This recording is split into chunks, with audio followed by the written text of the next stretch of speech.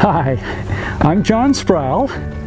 I am going to be your tour guide today on a little visit to Rio Bosque Wetlands Park. We're going to learn a little bit about the park and the environmental restoration work that is being done here. We're going to learn a little bit about environmental stewardship, what it is and how it applies here at Rio Bosque. And we'll see how people just like you have made important contributions to the environmental restoration work here at Rio Bosque Park, and how you can help here also. We are here at Rio Bosque Wetlands Park. This is a City of El Paso park. It's by far the largest city-owned park in El Paso, and it is managed very differently from other city parks. We manage this site as a natural area and have a long-term project underway here to try and reestablish over time environmental conditions at least approximately like those that once were found in the river valley in this region. Our focus is on environmental stewardship of the river valley environment. What is environmental stewardship? Well, stewardship is careful and responsible management is entrusted to someone to care for. And that something can be anything from a physical object like a car, or a musical instrument, or a binocular, or it could be another person, or it could be an institution like a bank or a nonprofit organization, or it could be a piece of land like a park, or it could be a planet. Environmental stewardship incorporates all sorts of levels of the environment. And here at Rio Bosque, the focus is on the river valley environment here in this region. The river valley in this region was historically a very different place than it is today. We once had a dynamic river in this that meandered back and forth through the valley and had high flows in the spring after snow melt, and sometimes in the summer after big storms. And that living river shaped the valley environment. We used to have a mix of different habitats throughout the valley, with wetlands in some areas, native cottonwoods in others. Here you see woods directly behind me. A gooding willow is off to the left. Some coyote willows are to the right here, the ones with the smaller ones with the gray or green foliage. These were all important components of the historic river valley environment. The native cottonwood willow forests of the desert southwestern United States support a greater diversity of birds, for example, than any other habitats in North America. They're tremendously important areas for wildlife.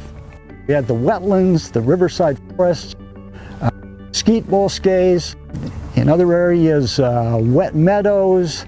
It was a mix of different habitats, tremendously rich and diverse area biologically, and we're trying to bring back something like that here at Rio Bosque. This is another site where volunteers have been helping us out. All of these coyote willows that you see here to my right, they were started as plantings 3 winters ago by a group of Girl Scouts. Now they're nice, quite big trees. The largest ones there look like they're about 15 feet tall or so. And the cottonwoods here directly behind me, they were planted maybe 6-7 years ago by a Native American group. And the gooding willow that is off to the left, that larger willow there, that was planted by some of our friends of the Rio Bosque volunteers, I think about 4 winters ago now.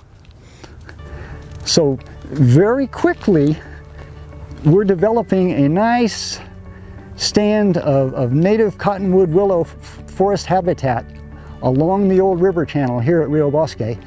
And it's thanks to a lot of very helpful people who've been out here doing a lot of work trying to be good stewards of this landscape. We are standing right now next to a nice stand of wolfberry, which is a fairly common shrub in the river valley that does quite well here at Rio Bosque and that we're trying to encourage here. We have stands of wolfberry scattered all along the old river channel. This one is a particularly impressive stand, and the impressive aspects of it is that it was started by a group of environmental science students from Chapin High School back about a dozen years ago. We came out here the previous spring when there were berries covering some wolfberry shrubs in other places in the park. We harvested some berries, we extracted the seeds from those berries and dried them out, and then put them in the back of a refrigerator for the rest of the year. And the next year the students planted those berries in containers, those seeds in their classroom in containers, and got them started in their classroom. Then when they were ready, we brought them out here and they transplanted them at Rio Bosque. That was about a dozen years ago, and now we have a massive stand of wolfberry all through this spot. They did this over a period of years at different spots along the channel, and we were successful at all those spots, but especially successful here. It wasn't by design, but we evidently picked a spot where the soil conditions and the availability of water was very good for wolfberry, and they've done really well thanks to the environmental science students from Chapin. We are now in the northern part of the park. We're along the old river channel within the park, and behind me you can see a large stand of trees behind me. Those are Gooding's willows, along with the Rio Grande cottonwood. Gooding's willows were one of the two dominant big trees that used to grow along the river in this region historically.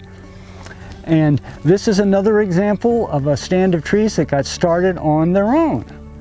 They are along the eastern edge of one of the wetland cells at the park. There are some large shallow basins out here that can be flooded by diverting water out of the old river channel or by direct deliveries of water from the Bustamante plant.